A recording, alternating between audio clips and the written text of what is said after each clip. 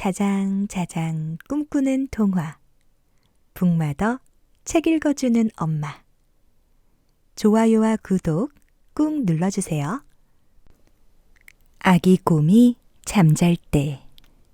숲속 자그마한 동굴 속 깊고 어두컴컴한 보금자리에 커다란 아기 곰 한 마리가 추운 겨울 내내 쿨쿨 잠을 자고 있어요.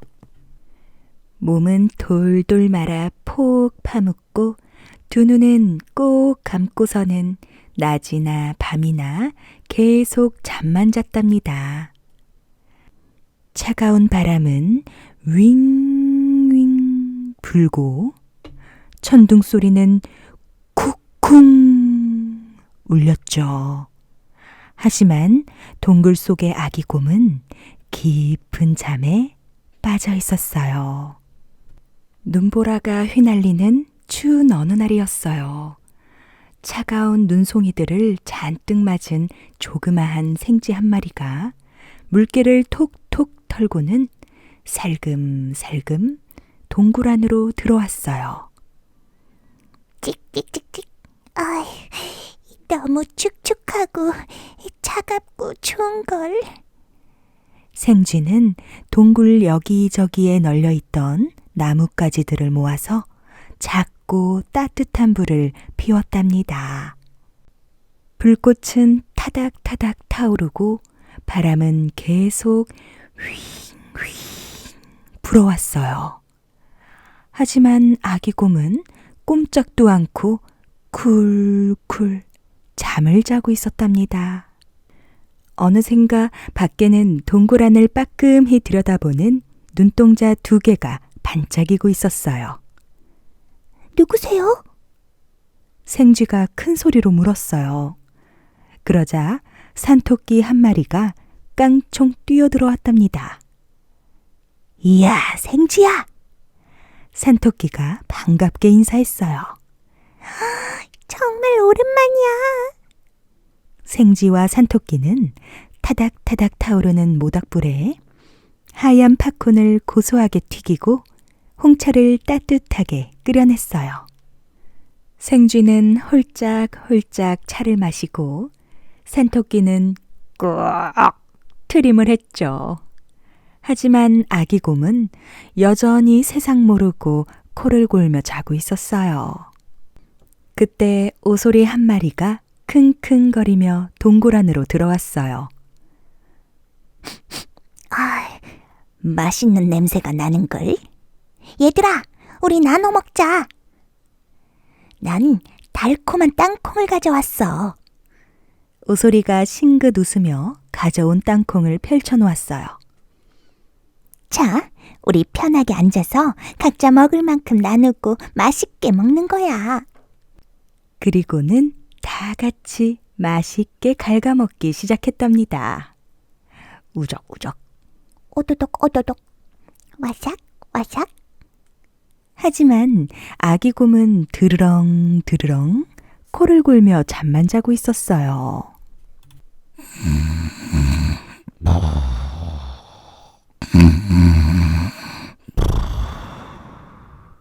잠시 후 밭다람쥐와 두더지도 바닥에서 구멍을 파고 올라왔어요. 그리고 굴뚝새와 까마귀까지 파닥파닥거리며 들어온 거예요.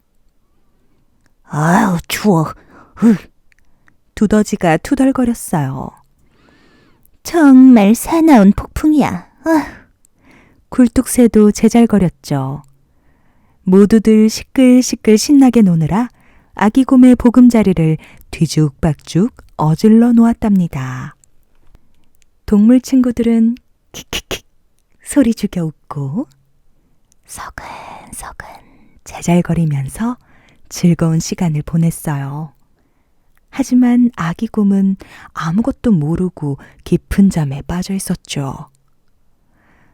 숲속에는 눈이 계속 펑펑 내리고 있었어요. 하얀 눈으로 온통 뒤덮인 숲속의 동굴 안에서는 밝은 모닥불이 타닥타닥 타면서 밤새도록 파티가 열리고 있었죠. 동굴의 주인인 아기 곰은 여전히 잠들어 있는 채로 말이에요. 맛있는 음식을 만들기 위해 산토끼는 모닥불에 나뭇가지를 넣고 생쥐는 스튜에 양념을 넣었죠. 그런데 작은 후춧가루들이 깊은 잠에 빠져 있던 아기 곰에게 푸르르 날려갔어요. 코를 골던 아기 곰은 숨을 가쁘게 몰아쉬더니 아주 큰 소리로 재채기를 해버렸답니다.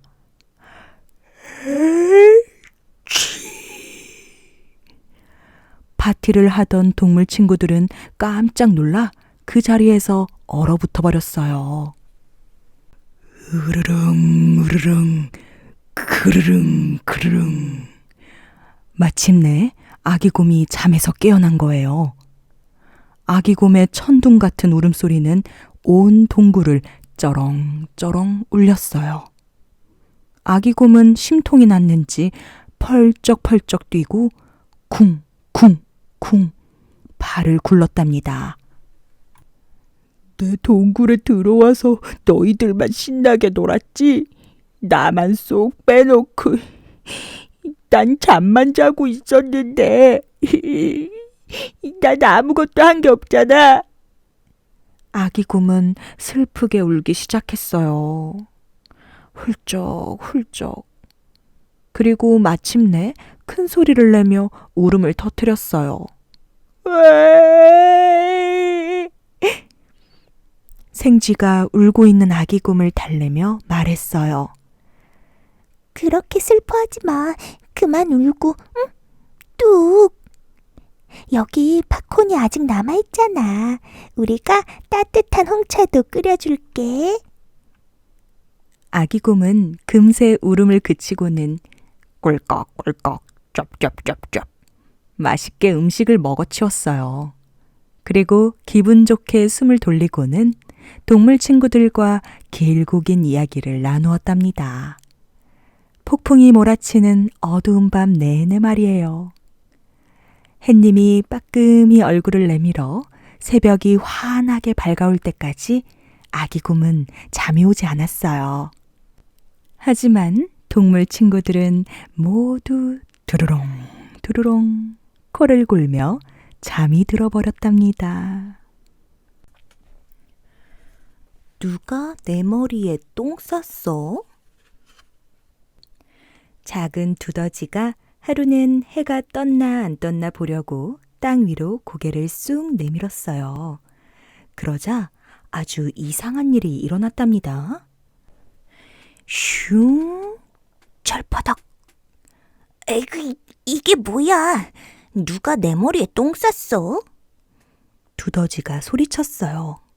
그러나 눈이 나쁜 두더지는 아무도 찾을 수가 없었어요. 네가 내 머리에 똥 쌌지? 두더지는 막 그곳을 날아가는 비둘기에게 물었어요. 나? 아니야. 내가 왜? 비둘기가 대답했어요. 내 똥은 이렇게 생겼는걸? 그러자 하얀 물 같은 비둘기 똥이 두더지의 발 앞에 떨어졌어요. 슉, 철썩. 아이쿠, 네가 내 머리에 똥 쌌지? 두더지는 밭에서 풀을 뜯고 있는 말에게 물었어요. 나? 아니야. 내가 왜? 커다란 말이 대답했어요. 내 똥은 이렇게 생겼는걸? 그러자 까만 사과 같은 말똥이 두더지 앞으로 떨어졌어요. 구당탕탕탕. 와, 네가 내 머리에 똥 쌌지? 두더지는 토끼에게 물었어요. 나? 아니야. 내가 왜? 토끼가 대답했어요. 내 똥은 이렇게 생겼는걸? 그러자 까만 콩 같은 토끼똥이 두더지 주위로 쏟아졌어요. 타타타타타타타타. 네가 내 머리에 똥 쌌지? 두더지는 방금 꿈을 꾸고 난 듯한 염소에게 물었어요. 나? 아니야. 내가 왜? 염소가 대답했어요. 내 똥은 이렇게 생겼는걸? 그러자 새알 초콜릿 같은 염소똥이 잔디 위로 떨어졌어요. 오두당동당.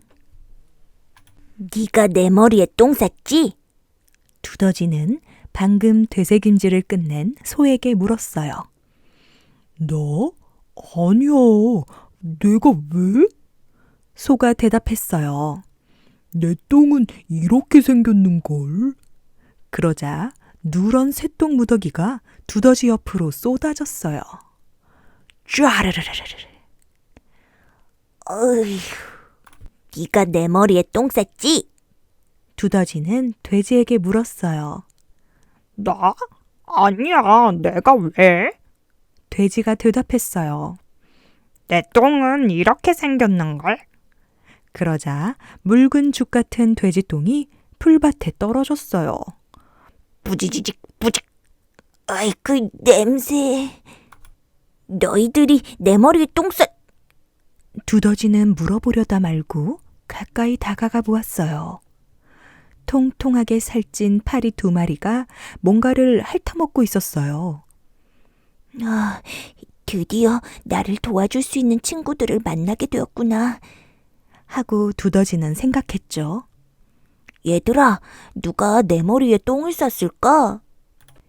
두더지가 얼른 물어보았어요. 재촉하지 말고 가만히 있어봐. 파리 2마리가 윙윙거리며 냄새를 맡았어요. 그러고는 이렇게 말했어요. 이건 바로 개가 한 짓이야. 드디어 작은 두더지는 누가 자기 머리에 똥을 쌌는지 알게 되었어요. 뚱뚱이 한스, 바로 정육점집 개였어요. 두더지는 뚱뚱이 한스의 집 위로 재빨리 기어 올라갔어요. 조금 뒤 작고 까만 곶감씨 같은 것이 뚱뚱이 한스의 널따란 이마 위로 슝 하고 떨어졌어요. 작은 두더지는 그제야 기분 좋게 웃으며 땅속으로 사라졌대요. 우리 집엔 형만 있고 나는 없다.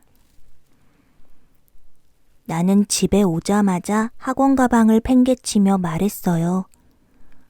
엄마, 나 이 아파. 양치질해 보고 정 못 참겠으면 진통제 먹어라. 부엌 쪽에서 엄마 목소리만 날아왔어요.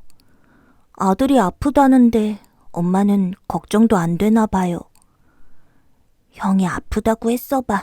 언제부터 아팠니? 병원에 가자. 어쩌고 하면서 걱정할 거야. 학원에서 수학 문제를 틀려서 수학 문제를 몽땅 받아온 것도 속상한데 엄마까지 푸대접이에요. 진통제 어디 있는데? 엄마는 내 말에 대답도 없어요.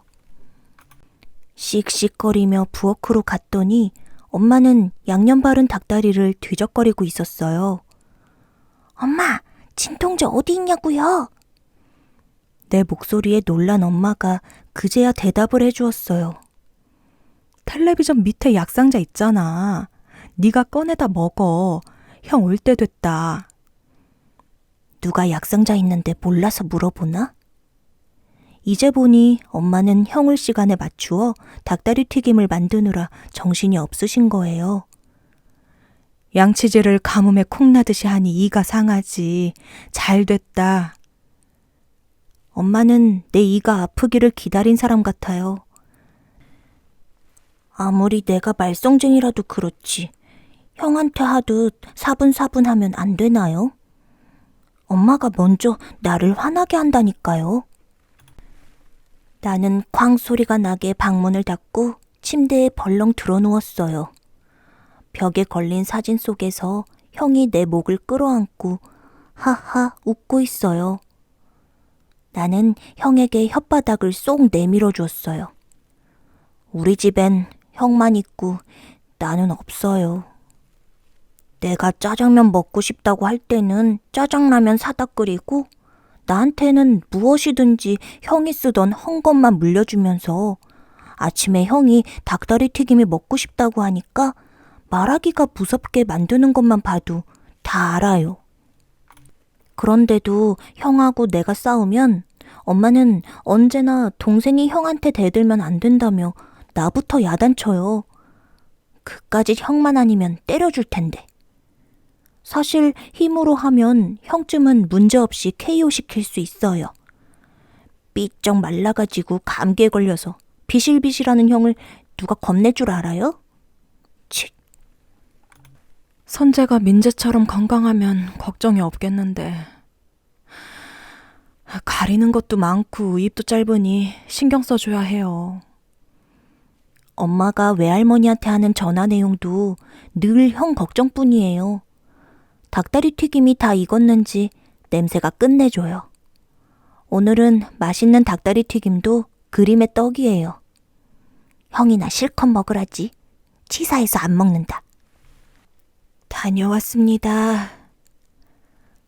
도장에서 기합을 받았나? 형 목소리에 힘이 없어요. 배고프지? 어서 손 씻고 와. 민재야, 형 왔다. 저녁 먹게 빨리 나와. 저럴 줄 알았다니까. 형만 챙길 때는 꼭 팥쥐 엄마 같아. 엄마는 형이 도장에서 돌아올 시간에 맞추어 저녁을 준비해요. 운동을 하고 난 형이 배가 고파서 많이 먹게 될 테니까요. 형은 엄마 성화에 못 이겨 마지못해 검도를 배우러 다녀요. 배우기 싫다는 형 대신 나나 배우게 할 것이지. 나한테는 수학학원만 다니라고 하고. 민재야, 뭐하니? 빨리 오장쿠. 나 이 아프다고 했잖아. 맛있는 거 형하고 엄마가 다 먹는다. 일부러 나 약오르라고 그런다는 거 나도 알아요. 형이나 실컷 먹으라지. 이따 아빠 오시면 다 잃어버릴 거야. 내가 저녁을 굶으면 마음이 아프겠지? 그런데 엄마는 내가 밥을 굶는다던데도 와보지도 않아요. 보나마나 형에게 이것 먹어라 저것 먹어라 신경 쓰기 바쁠 테니까 나 같은 건 이가 아프든지 말든지 관심도 없을 거예요. 매콤한 카레 냄새에 군침이 돌아요. 이가 아파서 안 먹는댔나? 삐쳐서 그러는 거지. 자꾸 부르면 못 이기는 채 하고 갈 텐데. 숟가락 소리가 날 때마다 입안에 침이 돌면서 이가 더 아픈 것 같아요. 동생이 아프다는데 모르는 척하는 형도 얄미워요. 공부 잘한다고 으스대기나 하면서 형은 무슨 형이야? 나는 사진 속의 형을 향해 주먹을 쥐어 보였어요. 사진을 보고 주먹질을 해보지만 속이 시원하지도 않고 뱃속에서는 꼬르륵 소리만 났어요. 아휴, 괜히 밥 굶는다고 했네. 엄마한테 짜장라면 만들어달라고 졸라볼까? 민재야, 죽 먹자. 엄마가 죽그릇에 쟁반을 받쳐들고 들어왔어요. 참기름 냄새가 고소해요. 많이 아프니? 오늘은 늦었으니까 내일 치과 가자. 엄마도 참, 진작 그렇게 말씀하실 것이지. 나는 두 손으로 턱을 감싸고 아픈 신용을 했어요. 엄마가 어깨를 받쳐주어서 못 이기는 척 일어나 앉았죠. 그때 엄마가 책상 위에 있는 수학 시험지를 보았어요. 또 틀렸니? 아유, 작은 놈은 공부를 못해서 걱정. 큰 놈은 몸이 약해서 걱정. 아유. 엄마, 작은 놈은 몸이 튼튼해서 좋고 큰 놈은 공부를 잘해서 좋다. 그러는 거야.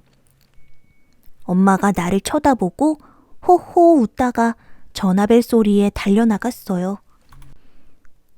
어머, 민재가 그랬어요?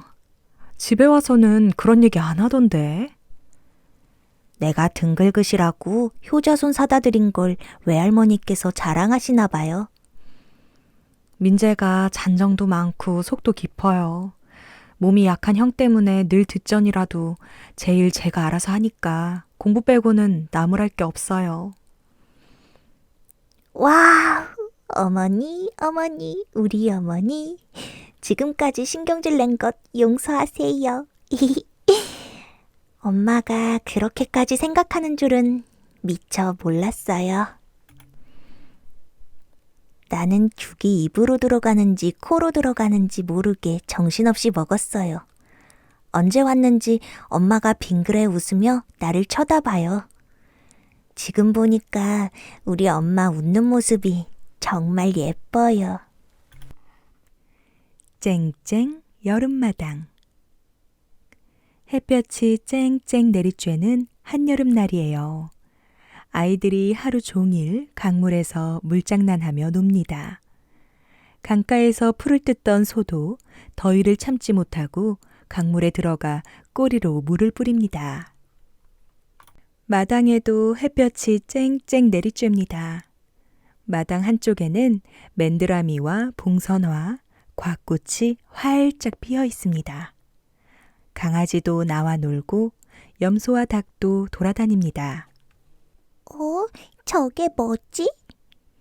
작은 벌레가 맨드라미 이파리에서 꿈틀거리네요. 점박이 꽃무지예요. 풀색 등에 반질반질 윤이 나네요. 가만 보니 딱지 날개에 흰 무늬가 흩어져 있어요. 손가락으로 톡 점박이 꽃무지를 건드려 봅니다. 그 순간 점박이 꽃무지가 딱지 날개를 열고 포로롱 날아갑니다. 자박자박 담장 밑으로 걸어갑니다. 담장 밑에 새까만 점들이 꼬물꼬물하네요. 쪼그려 앉아서 땅바닥을 들여다보니 와, 작은 개미들이 새까맣게 줄을 지어가네요. 비가 오려나 봐요. 개미들이 길게 줄지어 이동하면 비가 온다고 합니다. 개굴개굴, 개굴개굴. 어디선가 청개구리 울음소리가 들립니다. 감나무에서 소리가 나는 것 같은데. 감나무 밑으로 가서 나무를 올려다봅니다. 청개구리는 주변의 색에 따라 몸 색깔을 바꿀 수 있어요. 감나무 잎과 똑같이 초록색을 띤 청개구리는 잘 보이지 않습니다. 청개구리는요, 비가 오려고 하면 깨굴깨굴 기운차게 운답니다.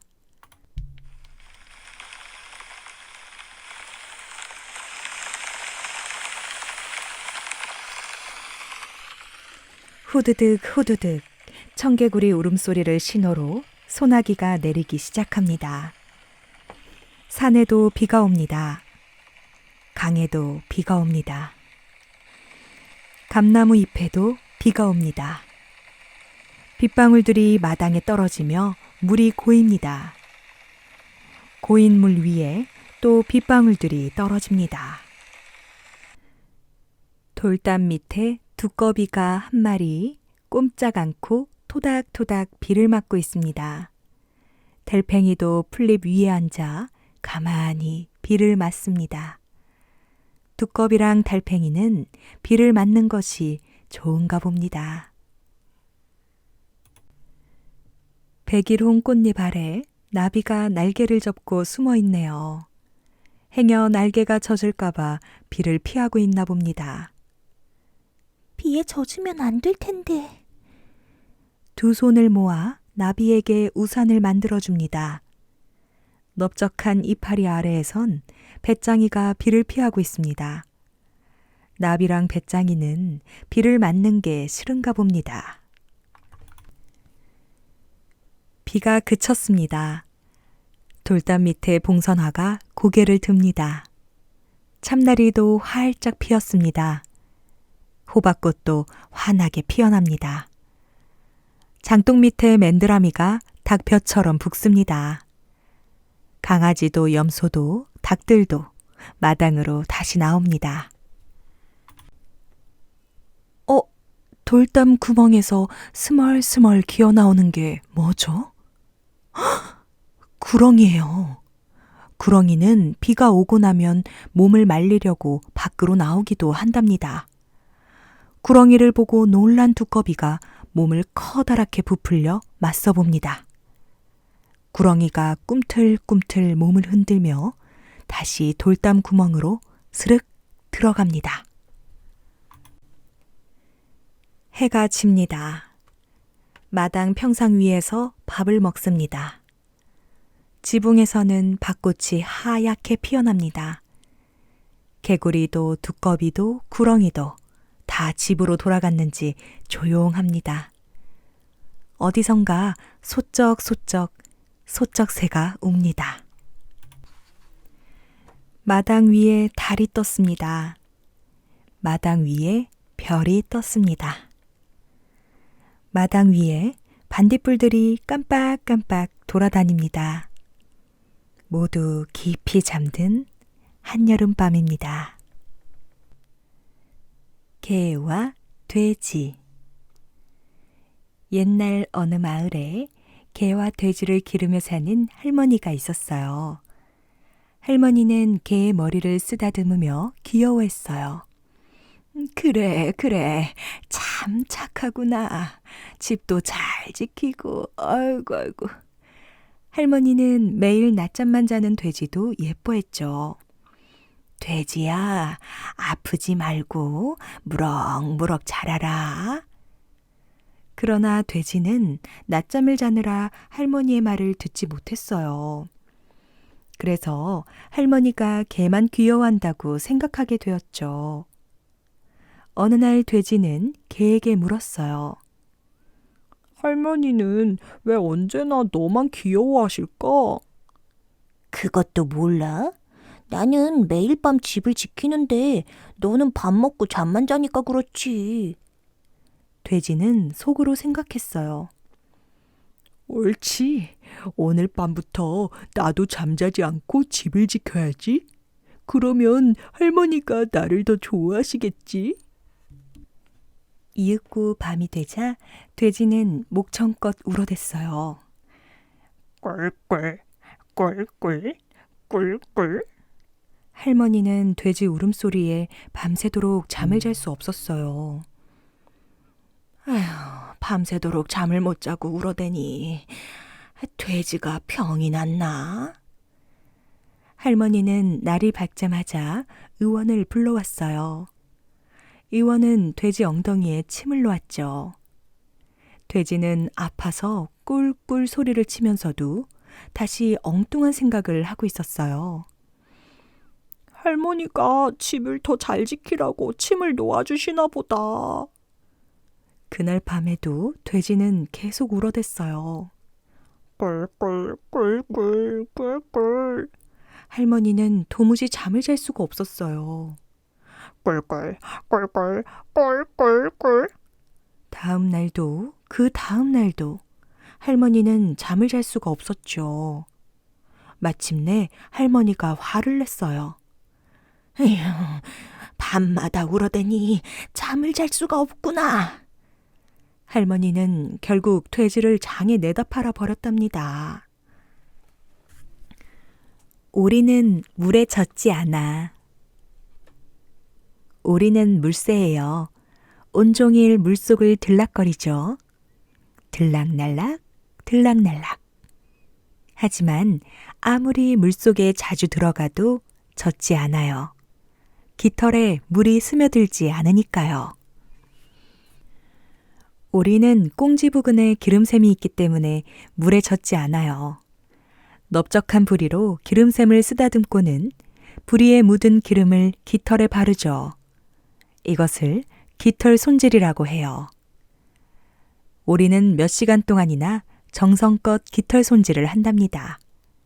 그래서 깃털에는 항상 기름이 덮여 있죠. 깃털이 물에 젖지 않는 것은 기름과 물이 서로 섞이지 않기 때문이에요. 기름이 묻은 깃털에 물이 닿으면 또르르 굴러떨어지죠.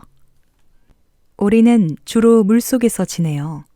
웅덩이나 연못, 늪이나 얕은 시대에서 찰방거리며 돌아다니죠. 오리가 물속에 고개를 쳐박고 꽁지를 공중에 쳐든 모습을 보았을 거예요. 무엇을 하고 있는 걸까요? 먹이를 찾고 있는 거예요. 이렇게 물속에서 찰방거리며 먹이를 찾아다니기도 하고 물갈퀴가 달린 발을 휘휘 저으며 넓적한 부리로 물풀을 뜯어먹기도 하죠. 고방오리와 청둥오리는 물속에서 물풀이나 씨앗, 곤충을 찾아 먹어요. 푸른 날개 발구지는 연못이나 호수 밑바닥에 있는 식물의 뿌리, 곤충, 달팽이 따위를 찾아 먹죠. 넓적부리는 뒤뚱거리며 얕은 물을 들락거려요. 삽처럼 생긴 부리로 진흙을 퍼서 씨앗과 작은 물풀을 걸러먹죠. 물을 퍼서 곤충과 새우를 걸러먹기도 하고요. 원앙도 물풀을 좋아하지만 씨앗이나 나무 열매, 도토리와 곤충도 즐겨 먹어요. 잠수 솜씨가 뛰어난 오리는 물속 30m 깊이까지 들어갈 수 있답니다. 30m라면 10층짜리 건물 높이와 맞먹죠. 잠수하는 오리는 물속에 잠겨 90m나 헤엄쳐갈 수 있어요. 하지만 숨을 쉬려고 물 위로 올라온 오리를 살펴보면 몸이 젖어 있지 않아요. 흰죽지와 검은 머리 흰죽지는 잠수를 해서 조개나 물풀 따위를 찾아 먹죠. 할로킨 오리와 흰뺨 오리는 곤충과 물고기를 잡아먹고요. 비오리는 잠수해서 물고기를 잡아먹어요. 톱날 같은 부리로 미끈미끈한 연어나 송어를 잡죠. 오리는 주로 물속이나 호숫가나 연못가에서 먹이를 찾아요. 하지만 날이 추워지면 물이 꽁꽁 얼어붙어요. 물이 얼면 달팽이, 곤충, 작은 조개, 물고기, 물풀 따위가 모두 얼음 밑에 있게 돼요. 이제 오리는 맛있는 먹이를 먹을 수가 없어요. 그러면 오리는 맛있는 먹이를 찾아 남쪽으로 날아가요.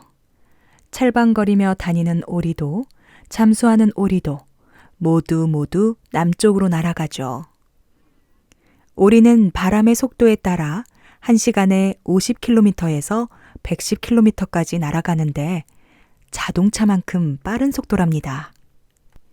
날아가는 동안 날씨가 좋을 때도 있지만 나쁠 때도 있어요. 폭풍이 불기도 하고 세찬 바람이 불거나 가벼운 소나기가 내리기도 하죠. 하지만 비를 맞아도 빗방울이 오리의 등에서 바로 굴러떨어질 거예요. 가을에 오리들이 지붕 위로 날아가는 것을 보았다면 내년 가을쯤에 다시 그 모습을 볼 수 있을 거예요. 오리는 해마다 똑같은 하늘길을 따라 다니거든요. 오리는 알파벳 V자 모양으로 줄지어 날기도 해요. 우두머리 오리가 제일 앞에서 날고 나머지 오리들이 V자를 만들며 두 줄로 따라 날죠. 오리가 낮게 날면 오리를 똑똑히 볼 수 있을 거예요. 기름 먹인 깃털이 바람을 가르는 소리도 들을 수 있고 퍼덕이는 날갯짓 소리도 들을 수 있을 거예요. 하지만 오리가 아주 높이 날 때는 제대로 보이지 않을 거예요. 하늘에서 연기처럼 희미한 V자를 보고 오리떼가 지나가고 있구나 하고 생각할 뿐이죠. 봄이 오면 오리가 돌아와요. 오리는 먹이를 찾기 위해 강과 호수, 연못과 늪지를 돌아다니다가 잠수를 하겠죠. 오리는 얼지 않은 물과 맛있는 먹이를 찾아 세찬 바람과 비를 뚫고 다시 돌아오는 거예요. 하지만 오리의 몸은 언제나 보송보송할 거예요. 결코 물에 젖지 않으니까요. 까치의 재판. 옛날에 참새가 파리 한 마리를 잡았어요. 파리는 버둥거리며 도망치려 했지만 꼼짝할 수 없었어요. 야, 참새야, 나는 잘못한 게 없는데 왜 나를 괴롭히는 거니? 파리가 화를 내며 물었어요. 뭐? 잘못이 없다고? 너는 아무데나 날아다니면서 사람이고 동물이고 귀찮게 하지? 게다가 다리에 더러운 것을 묻혀가지고 음식 위에 앉아서 병을 옮기잖아. 참새 너는 어떻고 사시사철 죄 없는 벌레들을 잡아먹고 벼 이삭을 쏙쏙 빼먹어 벼농사를 망쳐놓기 일쑤잖아. 둘은 서로 내가 잘했느니 네가 못했네 하며 싸웠어요. 그러다가 아무래도 싸움이 끝나지 않으니까 까치에게 재판을 받기로 했죠. 참새와 파리의 말을 다 듣고 나서 까치가 말했어요. 파리는 음식을 몰래 먹는다 해도 아주 조금이고 지독한 병을 옮기는 것도 아니지. 하지만 참새 너는 열심히 가꾼 곡식이 채 여물기도 전에 쪼아 먹어서 농사를 망치니 아무래도 참새 네가 벌을 받아야겠구나. 이렇게 해서 참새는 까치에게 종아리를 수없이 맞았어요. 어찌나 아팠던지 참새는 걸음을 걸을 수가 없었죠. 그래서 지금도 두 발을 모으고 깡충 깡충 걷는다고 해요. 파란 말의 외출. 아니, 뭐라고요? 파란 말을 아직도 모른다고요? 파란 말은 바로 르블랑 아저씨가 애지중지하는 말이랍니다.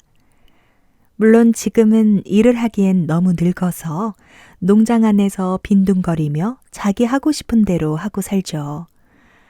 하루는 르블랑 아저씨가 가족과 함께 읍내에 갔어요. 번쩍번쩍 빛나는 새 차를 타고 말입니다. 파란 말은 자기 혼자만 내버려진 것 같아 어쩐지 서글펐어요.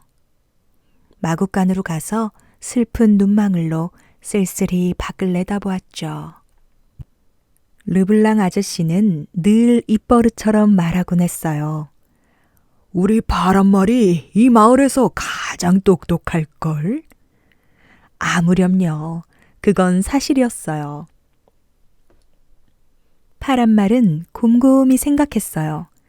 그러다가 냅다 소리를 질렀어요. 그래, 좋은 생각이 떠올랐어. 나도 읍내로 가는 거야. 파란 말은 곧바로 창고로 달려가서 얼른 르블랑 아저씨의 작업복을 입었죠. 읍내에 나갈 때는 모름지기 가장 멋있게 차려입는 법이잖아요. 물론 신발도 신어야겠죠. 아무도 길거리를 맨발로 왔다 갔다 하진 않으니까요. 파란 말은 르블랑 아저씨의 낡은 장화를 꺼내 신었답니다. 쑥, 또 쑥. 더 말 안 해도 알겠죠? 이 세상에 승마용 장화보다 더 우아한 게 또 있으려고요. 그런데 르블랑 아저씨가 모자도 안 쓴 채로 읍내에 갔을까요? 천만에요. 그러니 파란 말도 밀짚 모자로 한껏 머리를 치장할 수밖에요. 그런데 그게 썩 보기 좋진 않았어요. 왜냐하면 파란 말의 귀는 르블랑 아저씨 귀하고는 달리 위로 솟아있으니까요. 나갈 채비를 마친 파란 말은 곧장 차고 옆에 있는 텃밭으로 갔어요. 주황소가 물었어요. 어머나, 그렇게 쪽배 입고 어디 가는 거예요? 읍내에 가오, 내 사랑. 어머, 나도 같이 가면 안 돼요? 그런 모습으로 말이오? 그럼 잠시만 기다려요. 주황소가 얼른 대답했어요. 급히 뒷마당으로 달려간 주황소는 빨랫줄에 널려있던 르블랑 아주머니의 연두색 원피스를 걷어입었어요. 놀랍게도 딱 맞았어요. 사실 르블랑 아주머니도 그리 날씬한 편은 아니거든요. 자, 다 됐어요. 주황소가 쏜살같이 달려오며 말했어요. 정말 눈부시게 아름답구려. 그런데 모자는 안 쓰오? 어머나, 내 정신 좀 봐. 주황소는 다시 어디론가 사라졌어요. 주황소는 곧 까만 모자를 쓰고 보라색 양산을 든 채 나타났어요. 주황소가 말했어요. 읍내까지 걸어갈 수는 없어요. 저 낡은 차를 운전할 수 있겠어요? 글쎄. 연료 탱크에 기름이 얼마나 남아있는지 봐야겠군. 파란 말이 대답했어요. 계기판을 살펴보면 바로 알 수 있어요. 주황소가 거들었어요. 이윽고 파란 말은 낡은 차에 기름을 가득 채운 뒤 운전석에 성큼 올라타고서 시동을 걸었어요. 픽, 픽, 픽. 모터가 간신히 돌아갔어요. 시동이 걸렸어요. 주황소가 신이 나서 외쳤어요. 픽픽, 부릉부릉. 낡은 자동차가 움직이기 시작했어요. 그래도 걸어가는 것보단 훨씬 낫지 않아요? 주황소가 으쓱대며 묻자 파란 말은 대답 대신 고개를 끄덕였죠. 가다가 주황소가 물었어요. 그런데 목록은 있어요? 장보기 목록 없이 읍내에 갈 수는 없잖아요. 파란 말은 차를 멈추더니 차에서 훌쩍 뛰어내려서 주머니를 뒤지기 시작했어요. 주머니 안에는 르블랑 아저씨가 아주머니에게 붙여달라고 부탁한 편지 한 통과 기름투성이인 만능 스패너 하나, 그리고 돈이 잔뜩 든 낡은 지갑이 들어있었어요. 드디어 시장에 도착했군요. 주황소가 길 위로 뛰어내리며 외쳤어요. 둘은 여기저기 상점들을 둘러보며 마음에 드는 물건은 몽땅 샀어요. 그런 뒤엔 길을 따라 산책도 했죠. 갑자기 주황소가 한 상점의 진열대 앞에 우뚝 서며 외쳤어요. 어머나, 어머나, 저기 저 은으로 된 종 좀 봐요. 어쩜 예쁘기도 하지. 내게 꼭 어울릴 것 같지 않아요? 그러고는 곧장 상점 안으로 들어가 그 종을 샀어요. 그 사이 파란 말은 얼른 우체국에 가서 르블랑 아주머니의 편지를 붙였죠. 주황소가 대뜸 파란 말에게 말했어요. 자, 이제 날 좀 기쁘게 해주지 그래요? 파란 말이 물었어요. 어떻게 말이오? 당신 머리를 멋들어지게 다듬으면 되죠. 주황소가 대답했어요. 파란 말은 이발소에 가서 꼼꼼히 빗질을 하고 솔질을 한참 한 뒤에 주황소와 함께 때늦은 점심을 먹으러 갔답니다. 한창 식사를 하다 말고 주황소가 한숨을 내쉬며 말했어요. 숟가락으로 스파게티를 먹으려니 너무 힘들어요.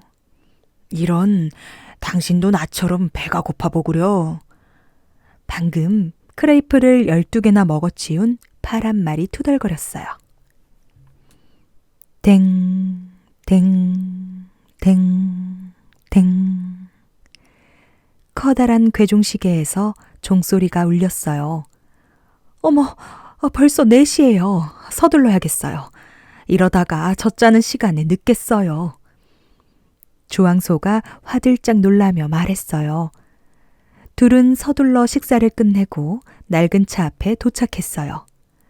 그런데 바퀴 하나가 바람이 빠져 있는 거예요. 파란 말은 얼른 바퀴를 떼어넣었어요. 주황소가 말했어요. 펌프가 없는걸요? 파란 말이 대답했어요. 튜브를 줘요. 내가 한번 바람을 넣어볼 테니. 그러고는 온 힘을 다해 바람을 불어넣었어요. 이제 그만. 그러다 바퀴가 터지겠어요. 파란 말은 주황소가 고함을 치자 겨우 멈췄어요. 파란 말은 바퀴를 띄우고 곧장 출발했답니다. 농장으로 돌아가는 길이었어요. 갑자기 주황소가 소리쳤어요. 저길 보세요, 저기요.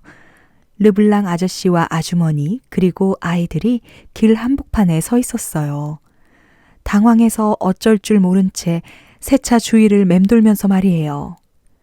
제 아무리 새 차라도 굴러가려면 기름이 있어야 하는 법이거든요. 제가 좀 도와드릴까요? 파란 말이 가까이 가서 물었어요. 르블랑 아저씨는 자신의 낡은 차를 타고 있는 파란 말과 주황소를 보고 깜짝 놀랐답니다. 하지만 이렇게 말할 수밖에 없었죠. 그래, 고맙구나.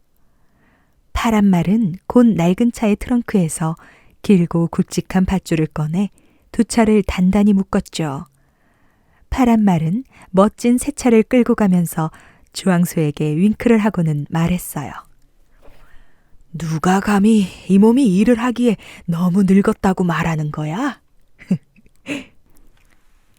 이윽고 다들 무사히 농장에 도착했어요. 그런데 르블랑 아주머니는 계속 차 안에서 무언가를 찾고 있었어요. 르블랑 아주머니가 당황해서 말했어요. 장바구니가 없어요. 어디다 빠뜨렸담? 걱정하지 마세요, 아주머니. 우리가 시장에서 사온 것들을 좀 보세요. 주황소가 말했어요. 주황소와 파란말은 얼른 장바구니를 꺼냈어요. 밀가루 한 포대, 오렌지 한 줄, 양파 한 단, 치약 하나, 못 한 묶음, 귀여운 아니에게 줄 인형, 장난꾸러기 펠릭스에게 줄 공 하나, 또 아기를 위한 젖병들, 게다가 르블랑 아주머니에게 줄 빨간 모자까지 없는 게 없었답니다. 르블랑 아저씨가 아주머니를 보며 말했어요. 파란말이 우리 마을에서 가장 똑똑하다고 내가 늘 말하지 않았어. 이제 우리나라에서, 아니 세상에서 가장 똑똑하다고 말해야 되겠어. 반대로만 하는 아들. 옛날 어느 마을에 무슨 일이든 반대로만 하는 아들이 살고 있었어요. 아버지는 그런 아들의 성격을 잘 알고 있었기 때문에 무슨 일이든 반대로만 시켰죠.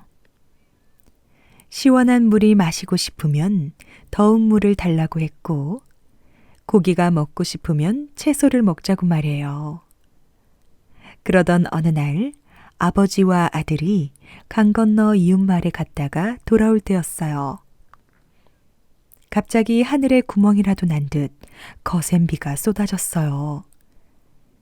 강가에 다다랐을 때는 이미 물이 엄청나게 불어나 있었죠.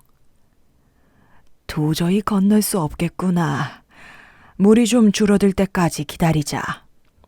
쳇, 아버지는 이까진 물이 뭐가 무서워요? 아들의 고집을 뻔히 아는 아버지는 한숨을 쉬었어요. 에휴, 네 생각이 그렇다면 할 수 없구나. 내가 먼저 강을 건널 테니 뒤에 따라오도록 하여라. 아버지는 거친 물살을 헤치며 간신히 강을 건넜어요. 얼마 후 아들도 강을 건너기 시작했죠. 얘야, 조심하거라. 거기 물거품이 세게 있는 곳은 깊은 곳이니 발을 디디면 안 돼. 아버지는 강 건너편에서 손나팔을 만들어 아들에게 소리쳤어요. 그런데 이 일을 어쩌죠? 너무 다급한 나머지 아버지는 반대로 말해야 하는 것을 깜빡 잊은 거예요. 아버지는 아차 싶었어요. 그러나 아들은 벌써 강을 건너기 시작했고 물거품이 부글부글 끓어오르는 곳에 발을 턱 내디뎠어요. 말할 것도 없이 아들은 물살에 휩쓸렸죠. 동네 사람들, 사람 좀 살려주세요. 애가 탄 아버지는 고래고래 고함을 질렀지만 아들은 이미 어디로 갔는지 보이지 않았답니다.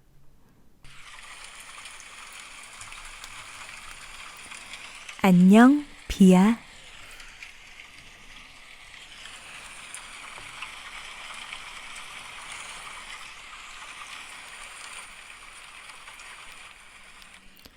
빗방울의 노랫소리에 땅속의 두더지가 삐죽 고개를 내밀더니 안녕, 비야. 빗방울의 노랫소리에 연못가의 개구리가 폴짝폴짝 뛰어오더니 안녕, 비야. 빗방울의 노랫소리에 점박이 무당벌레가 풀잎에 몸을 감추더니 안녕, 비야. 빗방울의 노랫소리에 자줏빛 초롱꽃이 수줍게 고개를 떨구더니 안녕, 비야. 빗방울의 노랫소리에 깡충깡충 토끼가 바쁜 걸음을 멈추더니 안녕, 비야. 빗방울의 노랫소리에 나뭇가지 위 파랑새가 날갯짓을 하더니 안녕, 비야. 빗방울의 노랫소리에 집을 짓던 수달이 수염을 찡긋하더니 안녕, 비야. 빗방울의 노랫소리에 덤불 속 산딸기가 발그레 웃음을 짓더니 안녕, 비야. 빗방울의 노랫소리에 뒤뚱뒤뚱 오리가 흙탕물 장난을 하더니 안녕, 비야. 빗방울의 노랫소리에 느릿느릿 기어가는 달팽이가 한숨을 돌리더니 안녕, 비야. 빗방울의 노랫소리에 풀을 뜯던 아기 사슴이 눈을 반짝이더니 안녕, 비야. 빗방울의 노랫소리에 작은 생쥐가 바위 틈에서 몸을 내밀더니 안녕, 비야.